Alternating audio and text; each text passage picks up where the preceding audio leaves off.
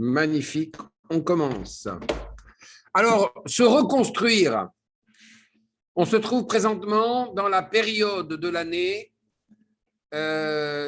qui est la période la plus difficile de l'année. La période de la destruction du temple, du premier et du second temple. Et on sait ce qu'il est écrit, Ve'asuli migdash ve'shachanti betocham. Vous ferez pour moi un migdash, un sanctuaire, un temple, ve'shachanti betocham, et je vais résider en eux. À savoir que tout un chacun est un Beth Hamikdash, est un temple pour Akadosh Baruch Hu. Donc, lorsqu'on arrive à cette période de l'année qui nous rappelle la destruction du premier temple et du second temple, de toute évidence, il faut se rappeler à soi-même comment est-ce qu'on doit reconstruire notre temple. Comme la Gemara le dit, le Rebbe l'a mentionné, Kol d'or, toute génération, le temple n'a pas été reconstruit. C'est comme si Chas v'Shalom, ça venait d'arriver, cette destruction. On a vu dans les 3 derniers mois, malheureusement, des événements tragiques, que ce soit à Méron, avec les gens qui se sont écrasés, 45 juifs, dans un des endroits les plus saints d'Eretz Israël. On a vu ensuite à Jérusalem, à Karlin Stolin, comment les estrades se sont effondrées. Et maintenant, pas très loin de chez moi, je vous parle de Miami, ma synagogue est sur le même côté de la rue, sur la mer, comme cet édifice qui est à peu près à 120 rues, qui s'est effondré et malheureusement qui a pris avec lui plusieurs vies. On cherche encore, on a encore de l'espoir à retrouver des gens. Le Pirkei de Rabbi Eliezer nous enseigne que le monde, en fait, c'est un grand univers. Tout l'univers, c'est un grand homme. L'homme est un petit univers. Donc, en fait, comme le dit le roi Salomon, Gam et haolam natan belibam, le monde entier, l'univers entier est à l'intérieur du cœur de l'homme. Ça veut dire quoi? Ça veut dire tout simplement que lorsqu'on voit les événements à l'extérieur, détrompez-vous de croire que ce ne sont que des événements, mais plutôt c'est une réflexion de ce qui se passe dans la société, chez nous, et en même temps, c'est quelque chose qui doit susciter à l'intérieur de nous une réflexion profonde, une réflexion qui va nous amener à changer et réellement à s'interroger sur le but de notre vie. Où est-ce qu'on s'investit? Où est-ce que notre famille s'investit? Et quelle est notre vision de la vie? On doit se poser des questions profondes. Pourquoi est-ce qu'on est dans ce monde? Quel est le but pour lequel Akadosh Baruch Hu nous a placés dans ce monde? Maïmonide, dans les lois du Ta'anit, des jeunes, nous parle du fait que lorsque des événements arrivent dans le monde, l'homme doit prendre conscience, se poser des questions et ne pas dire Chas v'Shalom, Mikre, Nikra, voilà un événement qui est arrivé tout simplement parce que les fondations n'étaient pas assez solides, ou il y avait trop de gens, ou toutes les autres bêtises que les gens ont sorties, des rabbins inclus. pour justifier les événements terribles, l'horreur que le peuple juif a vécu ces derniers mois. Après 1 an et demi de Covid et de confinement, bon, je vous passe toutes les difficultés dont vous êtes bien au courant. Donc, le Rambam nous dit que celui qui dit ça, c'est un Arzari, c'est quelqu'un de cruel. S'il se passe un événement dans le monde, il faut voir la main de Dieu dedans. Il faut pouvoir comprendre que quelque part, il y a un message. Ce qui nous rappelle les lois de Teshuvah qu'on vient de compléter dans le Rambam il y a une semaine à peu près, dans lesquelles Maïmonide nous enseigne que le son du chauffard, dans les lois de Teshuvah, pas dans les lois de Rosh Hashanah, le son du chauffard, ça a aussi un remez. Il y a une allusion. Ce son, il est là pour nous dire Shiprouma Sechem, améliorez-vous, devenez mieux. Il faut qu'il y ait une meilleure version de vous. Ça me rappelle une histoire que j'avais entendue concernant le Rav Yitzhak Elchanan Spector, qui une fois s'est endormi. Il est tombé dans un sommeil profond et tout d'un coup, il s'est senti élevé devant le Beddin Shel Ma'ala, devant la cour céleste. Et là-bas, il a vu un homme qui était jugé. C'était intéressant. Il avait fait plus de mitzvot que lui. Il avait étudié plus que lui. Il avait fait beaucoup plus dans ses actions communautaires que lui. Il a demandé, mais qui est cet homme qui est en train de se faire juger? On lui a répondu, c'est vous. Et à ça, il a dit, mais je ne comprends pas, ça n'a pas l'air de moi. Il dit, non, non, c'est comme ça qu'on te voit dans les cieux. C'est ce qu'on s'attend de toi. Alors, la grande question, Bezrat Hashem Idbarach, très bientôt, on va voir la Idgalou de Mashiach. On peut se poser la question, comment est-ce qu'on se présente devant Mashiach? Parce que c'est vrai qu'il y a une grande majorité du peuple juif qui sert Dieu dans la crainte, à travers la crainte. La Chassidut nous enseigne qu'il faut servir Dieu dans la joie, avec la simcha, avec l'amour de Dieu, l'amour des mitzvot. Et on sait qu'il est écrit Atzat Hashem itakum. L'homme doit se rappeler au moment, nos sages nous enseignent, au moment où une personne a une tentation de faire du mal ou de se faire mal spirituellement en tombant dans son mauvais penchant, la Torah nous donne 3 etzot, 3 conseils.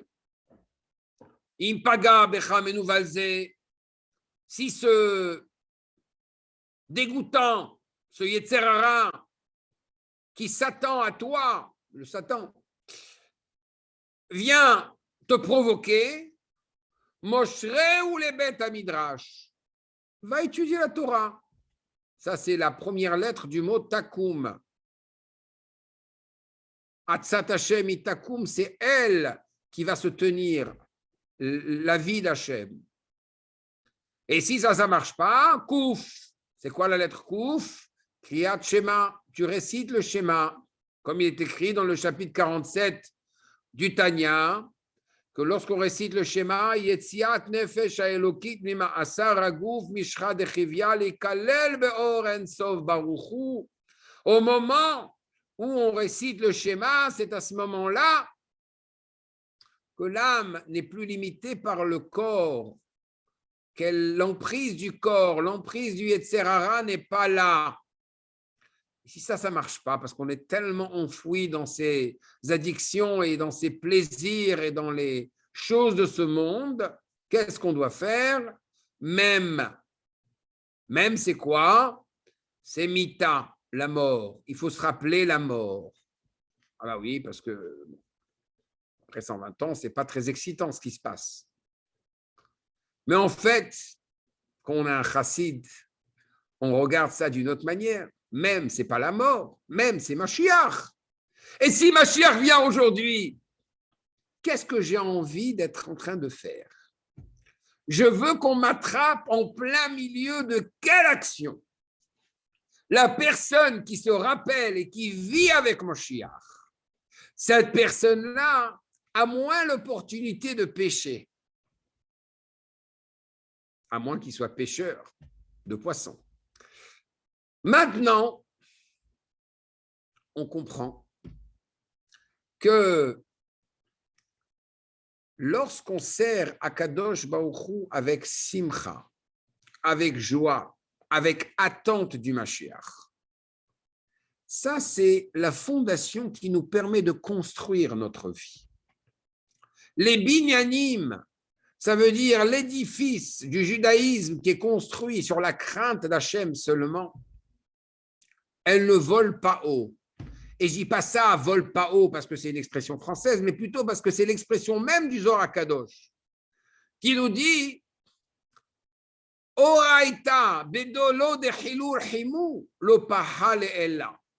La Torah, sans l'amour et la crainte divine de Dieu, ça ne vole pas, ça s'envole pas, ça vole pas haut. À savoir, on connaît l'histoire du Chacham qui est venu avec son élève à la synagogue, une synagogue vide. Et le Chacham s'est exprimé, il a dit, cette synagogue est pleine de prières. Ensuite, ils sont allés dans une autre synagogue où les gens priaient avec beaucoup de ferveur et d'enthousiasme. Et le Chacham lui a dit, oh, elle est vide de prières, cette synagogue. Il lui dit, mais je ne comprends pas, ça ne fait pas de sens ce que vous dites. Il a dit, c'est très simple. La Torah, la prière, les mitzvot, elles sont comparées au corps. Les ailes, c'est l'amour de Dieu et la crainte de Dieu. Lorsqu'une personne prie dans la première synagogue, où j'ai dit qu'il n'y avait pas de gens, mais elle était pleine de prières, les gens, ils ont prié d'une manière tellement pathétique, tellement sans émotion, sans sensibilité à Dieu, sans amour de Dieu, sans passion. Ah ben, la synagogue était pleine de prières, il n'y a aucune prière qui est montée. Tandis que dans l'autre synagogue, où il y avait une effervescence dans la tfila, eh ben, il n'y avait pas de prière parce que toutes les prières étaient montées vers Dieu. On est dans une période où on doit reconstruire nos fondations. Quelles sont les fondations du binyan juif? Le binyan juif, la fondation du binyan juif,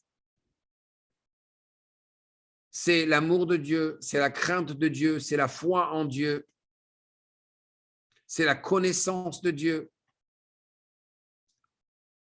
Mais c'est le savoir que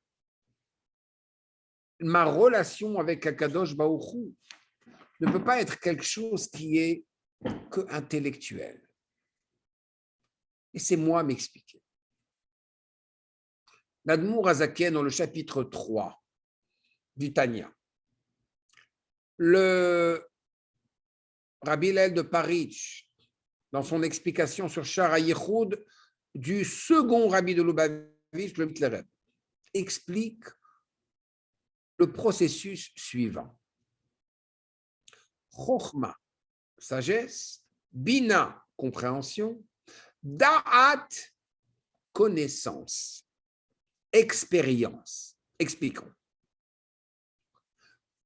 La sagesse, Chochma, c'est Koachma, je reçois l'idée, je je reçois l'image, la clarté, tout est clair, mais je ne suis pas capable de l'attraper, de la mettre dans mes mots. Bina, le développement des choses, je développe l'idée, je développe le film, je mets des mots et je commence à comparer, analyser, m'approfondir. C'est quoi da'at? Chabad, da'at, c'est quoi da'at? Da'at, c'est que la conclusion à laquelle je suis arrivé, après que l'image et que la description d'image deviennent un, à ce moment-là, je vois comment c'est important pour moi. Ça me touche émotionnellement. Ça change ma vie. Ça devient quelque chose de personnel. À ce moment-là, la connaissance a sa vraie valeur. L'exemple classique dans la chassidoute qui explique ça, c'est l'exemple de ce fermier ignare qui ne savait pas lire et qui reçoit une lettre. Comme il ne sait pas lire, il demande à son voisin, qui est un érudit, de lui lire la lettre. L'érudit lit la lettre, et voilà qu'il lui dit, voilà, nous avons le malheur de vous informer que votre père est décédé. Au moment où l'érudit lit la lettre, le fermier s'évanouit. L'érudit continue à lire la lettre. Je ne comprends pas. Si toi, tu as la connaissance, pourquoi ce n'est pas toi qui es en train de t'évanouir? Et si lui, il n'a pas la connaissance, pourquoi est-ce que lui s'évanouit? La différence, c'est que tu as peut-être la sagesse, mais ça ne te touche pas, ce n'est pas quelque chose de personnel. Là-bas, tu n'as peut-être pas la sagesse, mais c'est quelque chose de personnel, et c'est pour ça que tu t'évanouis. C'est ce qu'Admour Hazaken nous enseigne. Même celui qui a la sagesse, celui qui a le pouvoir du développement de cette sagesse, Bina, Chochma ou Bina, s'il ne va pas s'attacher à la chose, s'il ne va pas se concentrer sur le sujet, s'il ne va pas approfondir le sujet, s'il ne va pas rendre personnel le sujet jusqu'à ce que ça devienne date, ça devienne lui-même, Lo yolid benafsho ahava ve'ira ve'ava amitit kim dimyonot shav. Il dit des mots très très forts à Admour Hazaken. Il ne va pas donner naissance à des vraies émotions, des émotions qui sont personnelles, mais que des fantasmes, des bêtises, des choses qui ne sont pas vraies. À savoir que le début de tout le concept de Chabad, les mochines, c'est ça la fondation. C'est que ce n'est pas seulement ce que j'ai dans la tête, la connaissance que j'ai dans la tête, mais comment est-ce que ça s'applique à moi? Parce que du moment où ça ne s'applique pas à moi, je vois les événements passer, un événement après l'autre. Tout s'écrase, tout s'écroule, le monde s'écroule. Et c'est bon. J'ai reçu une autre information sur quelque chose d'autre qui s'est passé en Italie, ensuite quelque chose qui s'est passé en France, quelque chose qui s'est passé en Australie, et le confinement et machin, j'ai oublié déjà, ça ne m'a pas touché. L'opaga velonaga, comme le rabbi s'est exprimé. La fondation du judaïsme, quand est-ce que le judaïsme est vrai et que sa fondation est vraie? Elle est vraie. Mais quand est-ce qu'elle est vraie pour moi? Lorsqu'elle devient personnelle. Comme la Gemara de Brachot nous dit sur le passouk, sur le verset qui dit Ashrei Aish, Asher lo ala ba'atzat reshaim, le premier Teilim là-bas, il dit Ki betorat Hashem hefzo. Il désire profondément la Torah de Dieu. Uv Torato, et dans sa Torah, Yege Yomam Valayla, il va étudier et s'approfondir jour et nuit. Alors, le Talmud pose la question, mais je ne comprends pas. Tu as dit la Torah de Dieu, et ensuite tu dis dans sa Torah, tu te répètes? Il dit non. Au début, c'est la Torah d'Hachem. Mais après que l'homme s'est impliqué, qu'il s'est investi, que c'est devenu sa Torah, c'est personnel, ça devient sa Torah. Les fondations, quand est-ce qu'elles sont solides? Lorsque ce sont nos fondations. C'est pas parce que il faisait comme ça que moi aussi je fais comme ça. C'est pas parce que mon voisin il fait comme ça que moi aussi je vais suivre. Non. Je suis indépendant. Je pense. Non, je pense donc je suis, non. J'ai date, donc je suis moi-même. Je suis le vrai chemin et je suis qui je suis. Ça, c'est la fondation. On vit dans un monde tellement superficiel, Alma de Shikra, où tout le monde essaie d'impressionner l'autre. On ne prend pas de responsabilité, on ne se pose pas trop de questions, on cherche les plaisirs, on continue les mêmes choses qu'on a fait depuis 20 ans et 30 ans et 40 ans, même les choses qu'on a fait avant de faire Teshuvah, on les continue, mais dans un modèle un peu plus amélioré, avec une barbe ou une robe ou une perruque, peu importe.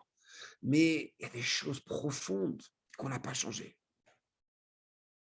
Reconstruire son temple, ça veut dire aller au fond de soi-même et avoir l'expérience de ce qu'on appelle le silence. Je m'explique.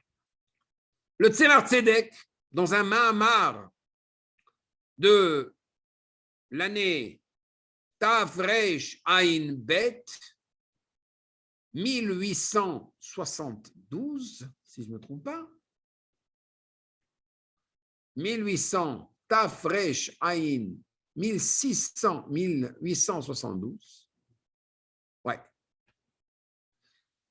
explique la chose suivante. Il y a un concept qui s'appelle Keter. C'est quoi Keter? C'est la couronne. La couronne, on sait, c'est au-dessus de la tête. Or, nous savons que de manière à pouvoir changer, de manière à pouvoir se transformer, de manière à pouvoir se reconstruire, alors que nous sommes un peu le produit de nos habitudes, des habitudes qui se répètent et qui se répètent pendant des années et des années, et qui deviennent une partie intègre de sa personne, de sa manière de voir les choses. Comment est-ce qu'on change? Comment est-ce qu'on se transforme? Comment est-ce qu'on reconstruit son temple? Eh bien, il faut justement pouvoir atteindre le niveau de Keter, de la couronne. Pourquoi? L'intellect, il fait partie de nous.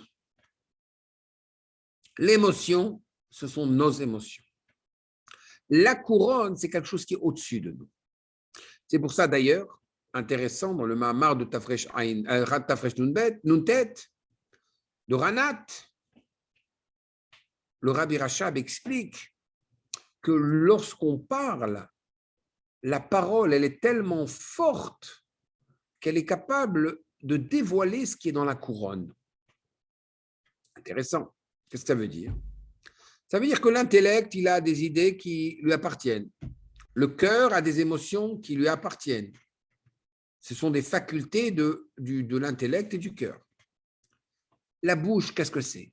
La bouche, c'est rien du tout. La bouche, la parole, ce n'est que un micro qui permet à l'intellect, un speaker, pardon, qui permet à l'intellect et le cœur de s'exprimer. Ce n'est qu'un récipient, un réceptacle, un canal à travers lequel on s'exprime, mais il n'a rien pour lui, il n'est pas intelligent, la bouche n'est pas intelligente.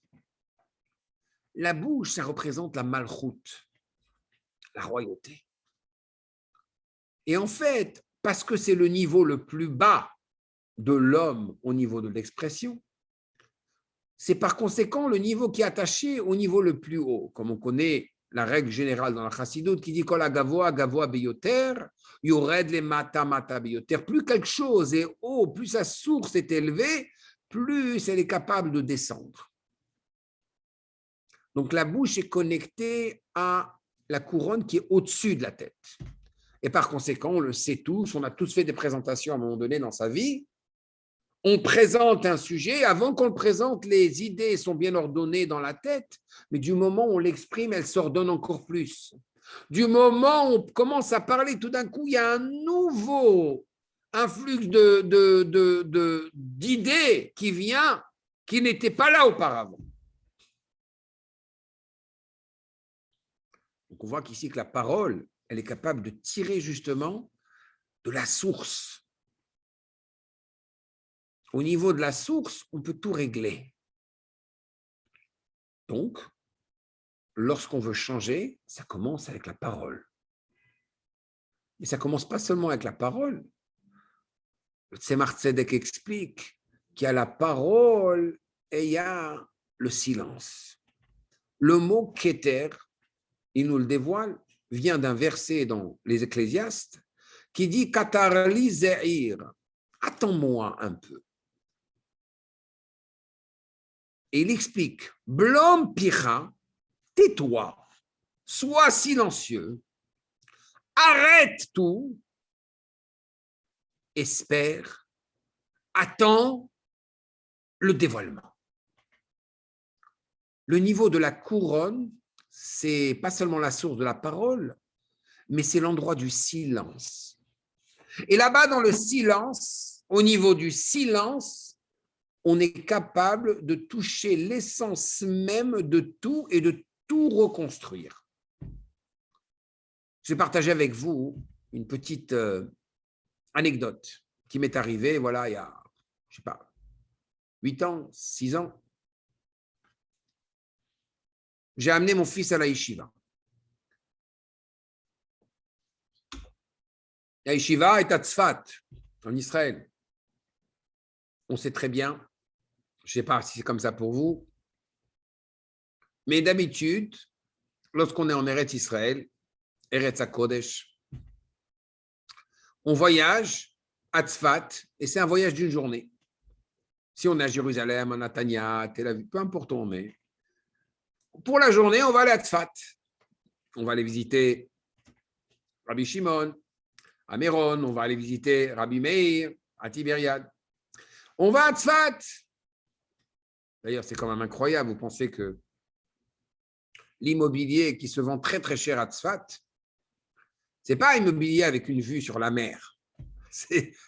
On est les seuls qui pouvons vendre de l'immobilier avec une vue sur un cimetière et ça vaut très cher. Pourquoi? Parce que dans le cimetière, il y a le Harizal, celui qui a composé Rabbi Shlomo Al-Kabetz, le Rabbi Yosef Karo, etc. Je vais à Tzfat et je n'y vais pas pour une journée. Je me retrouve à y être pendant 3 jours. Je n'ai jamais fait ça de ma vie. Et là-bas à Tzfat, mon fils là avait un peu honte que je sois avec lui à la yeshiva. Le seul garçon qui va voir son père à la yeshiva, il dit, papa, s'il te plaît, tu veux étudier, tu étudies autre part. D'accord, pas de problème. Comment c'est les conflits, il y en a assez. Donc, je vais là-bas à Tzanz et je me dis, voilà, je vais me faire un kiff. Je vais retourner à mes jours de yeshiva. Je me lève, je prie. Il est maintenant 9h du matin. J'ouvre une Gemara, au Talmud. Je me dis, je vais me kiffer là, je vais étudier, il n'y a personne qui va me déranger. Alors, vous comprenez, moi j'habite à Miami, donc il y a 6 heures de décalage. Mon téléphone, il ne fait aucun son. Je me mets devant ma page du Talmud, je la regarde, elle me regarde. Je la regarde, elle me regarde encore. Et j'ai tellement de pensées qui me passent par la tête, je ne suis pas capable de me concentrer. J'ai tellement l'habitude d'être sollicité toute la journée sur mon WhatsApp et sur mes réseaux sociaux et par la communauté, par les gens, etc., que pendant 45 minutes, j'essaye d'amener un niveau de silence dans ma tête et je ne suis pas capable. Ça a été un combat, c'était très difficile. Mais après 45 minutes, je me suis finalement posé. Et comme ça, après, les 3 jours se sont bien passés, j'ai pu étudier, j'ai pu me concentrer dans ma prière, j'ai pu m'impliquer sans me sentir distrait, épuisé par tout l'entourage. Et Tzfat, c'est très spécial parce qu'en fait, dans chaque pays, il y a l'endroit qui est bruyant et l'endroit qui est silencieux. L'endroit silencieux d'Israël, c'est Tzfat. Et dans la ville, il y a un endroit bruyant et un endroit silencieux. La Ira Atika, la vieille ville de Tzfat, j'étais justement dans le silence du silence. Donc, c'était difficile d'avoir ce rendez-vous avec le silence. Mais ce rendez-vous avec le silence, il est extraordinaire. Parce que ce rendez-vous avec le silence, comme on l'a dit auparavant, nous fait toucher le niveau du Keter, de la couronne. Ça nous amène à un niveau où on est capable de recalculer, de repenser, de réfléchir, de devenir un récipient pour un dévoilement qui est beaucoup plus haut que celui qu'on reçoit lorsqu'on est distrait et occupé et troublé par les distractions. Donc en fait, dans le silence, là-bas, il y a la clé de la reconstruction de soi-même. Et ce n'est pas par accident que Mashiach porte une couronne, parce que la couronne, justement, c'est intéressant, la couronne, c'est quoi? C'est la royauté. La royauté, lorsqu'on est devant quelque chose de royal, on est bête, on perd ses mots, on perd ses moyens. C'est intéressant que le corona, qui veut dire couronne aussi, pendant 1 an et demi, et pour certains ça continue, Hashem Yirachem, ça a justement mis le monde dans un stade de silence. Donc je pense que lorsqu'on voit ce qu'on voit autour de nous, on doit nous-mêmes se mettre dans cet état de silence. On doit arrêter de courir partout, arrêter d'essayer de se montrer. On doit recréer les choses avec des vraies fondations. Pour le faire, il faut pouvoir s'asseoir avec soi-même, en rendez-vous personnel avec soi-même et se mettre dans un état de silence. Qu'est-ce que je peux accomplir? Pourquoi est-ce que j'ai été mis dans ce monde? Quelle est ma contribution au monde? Quelles sont les qualités, quels sont les rêves perdus que j'ai oubliés au fil des années? Quels sont les moments dans ma journée dans lesquels je vais me séparer de tout ce qui se passe dans le monde de manière à pouvoir justement apprécier le silence? Et lorsqu'on prend un stylo et qu'on se met à écrire, on se concentre et doucement mais sûrement on se sépare des réseaux sociaux qui nous emprisonnent à tout moment et qui nous séparent de nous-mêmes, oubliés de nos familles, qui nous séparent de nous-mêmes. À ce moment-là, on est capable de toucher quelque chose et de dévoiler, de redévoiler les rêves cachés qu'on a eus lorsqu'on était enfant. Chacun de nous a eu à un moment donné dans sa vie une certaine ambition, un certain désir. Et bien c'est justement ce désir qu'il faut réveiller. C'est intéressant parce que dans la chassidoute, le keter, la couronne, qu'est-ce qui se trouve là-bas? Le ratson, la volonté. Et le mot ratson en hébreu, c'est les mêmes lettres que le mot tsinor qui veut dire un canal. Ça veut dire que si les canaux ont été bouchés pendant certaines années, reconnecter avec la couronne, reconnecter avec le silence, ça nous permettra peut-être de déboucher les canaux. Et comme il est écrit, En davar omed bifnei haratson, il n'y a rien qui se tient devant la volonté d'une personne, on sera capable à ce moment-là, avec une vraie volonté, de se reconstruire et de foncer, d'aller de l'avant. Réellement. Et je vous dis que ça marche. Il n'y a réellement rien comme la volonté d'une personne. Voilà, j'avais 12 ans. Mon hébreu était pas très bon. Je lisais très, très lentement. J'avais la hantise de la langue hébraïque. Et mon grand-père, Alav Shalom, Rabbi Reuven, venait de Petar Tikva. Il était chouchet au Maroc, à Casablanca. Il aimait beaucoup étudier. Il passait ses journées à étudier la Torah. Et voilà qu'il est venu. Il m'a visité. Il nous a visités. Et il m'appelle en arabe. Il me dit, Kara, lis. Et moi, j'ai fait l'école buissonnière. Peut-être que Moshe Rabbeinu aussi l'a fait. C'est pour ça qu'il s'est trouvé devant le buisson ardent. C'est pour ça qu'on appelle ça l'école buissonnière. Et voilà que je lui dis, voilà, je vais chercher le livre et tout. Je monte. Il ne parlait pas français. Et voilà que je monte et je disparais. Et comme ça, j'ai fait plusieurs fois, malheureusement. Plus tard, ma bar mitzvah est passée. Je me trouve à la yeshiva en Israël. Et lui, malheureusement, est déjà décédé.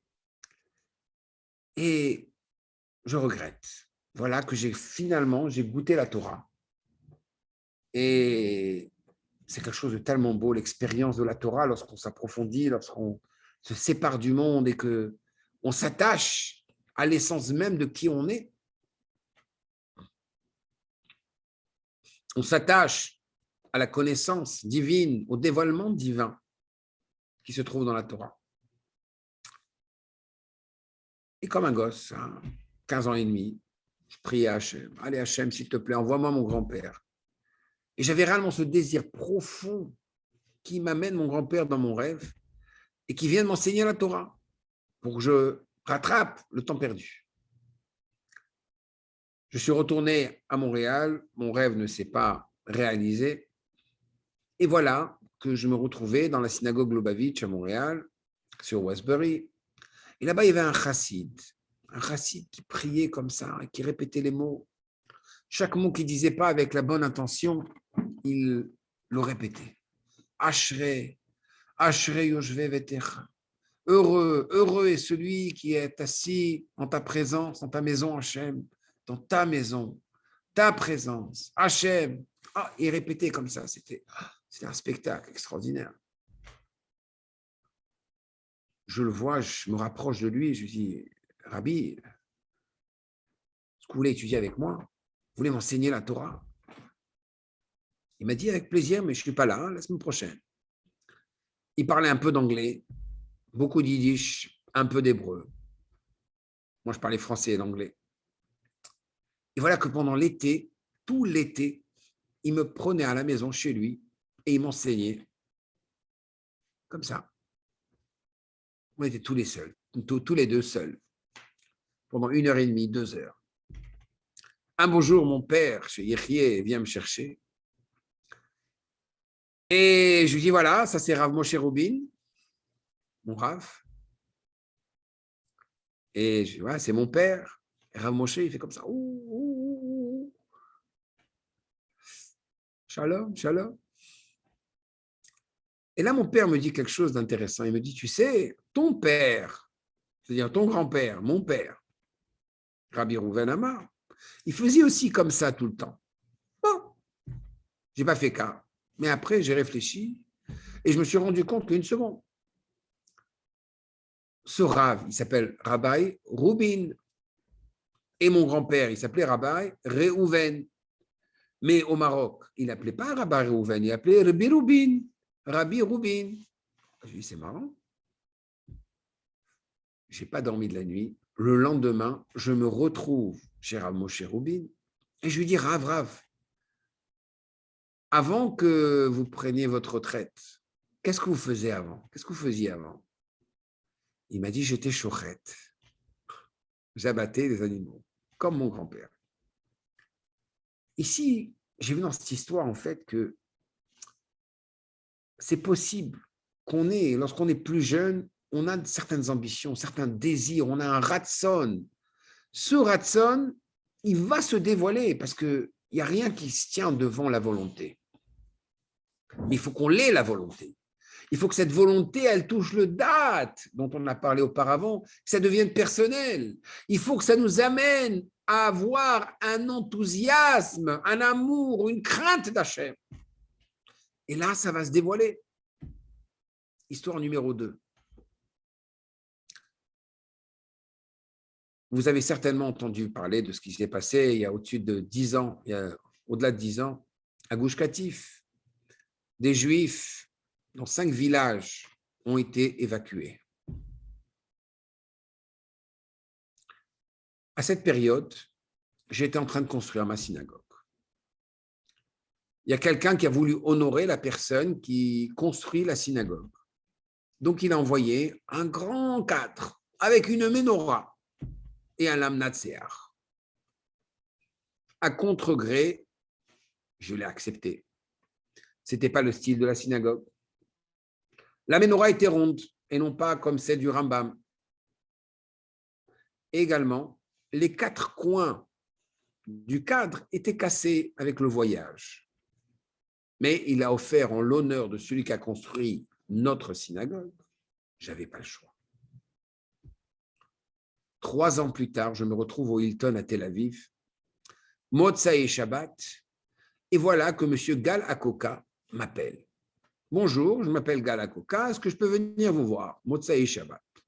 Bon, j'étais là pour un mariage.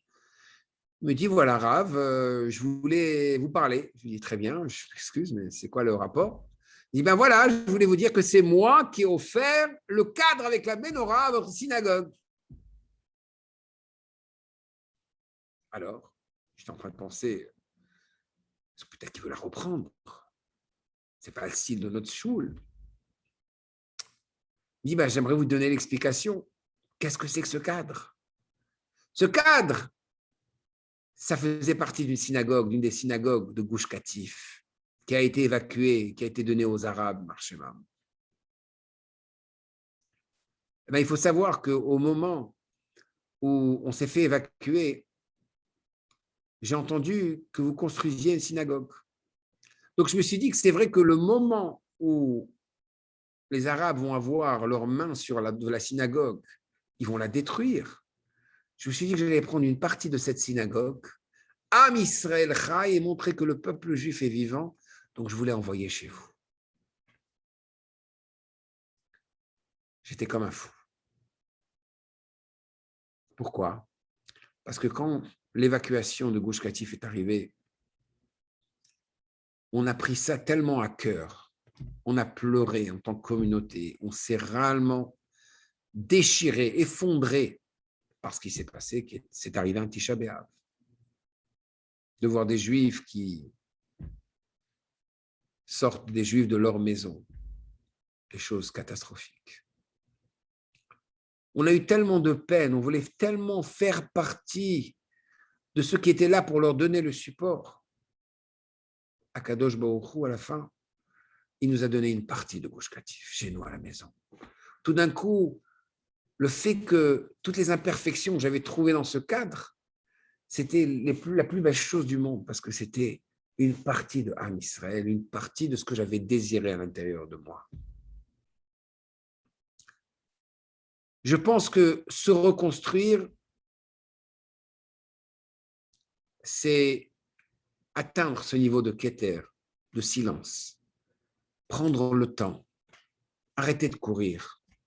Et je sais qu'il y a certainement certaines mères de famille qui ont beaucoup de responsabilités. Mais même à vous, je vous dis spécialement, prenez le temps de prendre le temps pour vous-même. La seule manière de donner de la force à Am Israël, donner de la force à vos familles, c'est de prendre le temps pour vous-même, d'avoir un moment de silence, un moment de paix, où vous pouvez vous occuper de vous, de votre attachement à Kadosh Baruch Hu, et de reconsidérer les choses. Comment reconstruire sa vie, reconstruire sa personne, reconstruire son temple. Et je vous assure que nous, lorsqu'on est plus fort dans notre étude de la Chassidut, que ce soit à travers l'étude du Chitat, du Rambam, du Sefer HaMitzvot, peu importe, en écoutant des shiurim, c'est en prenant ce moment de reconstruction, qu'on a des vraies fondations. Mais il faut que ça soit quelque chose de kavua. Il faut que ça soit quelque chose de fixe, où on retrouve ce moment de silence. Et c'est justement dans le silence que Dieu va se dévoiler. L'Obera Hashem, Dieu n'est pas dans le feu, il n'est pas dans le tonnerre, il n'est pas dans le vent, le prophète nous dit. Kim bekol de mama daka. Il est dans ce silence de réflexion. C'est comme ça que Moshe Rabbeinu a sorti le peuple juif d'Égypte. C'est le moment où il était silencieux, il s'est posé la question, mais je ne comprends pas, qu'est-ce qui se passe ici? Le buisson, il est ardent, mais il n'est pas consumé par le feu. Qu'est-ce qui se passe? Boum. À ce moment-là, Moshe sort le peuple juif. Pourquoi? Parce que tout le concept de l'esclavage, c'est quoi? La servitude, c'est quoi? C'est lorsqu'on n'a pas le temps de penser. Alors, je vous invite, pendant ces 3 semaines, Rosh Chodesh, Menachem Av, Menachem Av. Menachem qui nous console, Av, le Père c'est Chokhmah, la sagesse, Bina. Prenez le temps de réfléchir, prenez le temps de penser, prenez le temps de rêver, de désirer, de vouloir, éveiller cette volonté encore une fois, éveiller ce feu ardent qui est dans votre buisson. Et vous allez voir comment le moment où vous êtes libéré, où vous êtes reconstruit, vous allez pouvoir reconstruire le temple autour de vous. Lechaim velivracha. Bracha v'atzlacha, et que Mashiach se dévoile techef umiyad mamash. Qu'on arrête toutes les tsarot d'Am Israël, qu'elles s'arrêtent et qu'on puisse voir la Galout de Malkenu, Meshichenu, Beroshenu. Amen. Lechaim velivracha.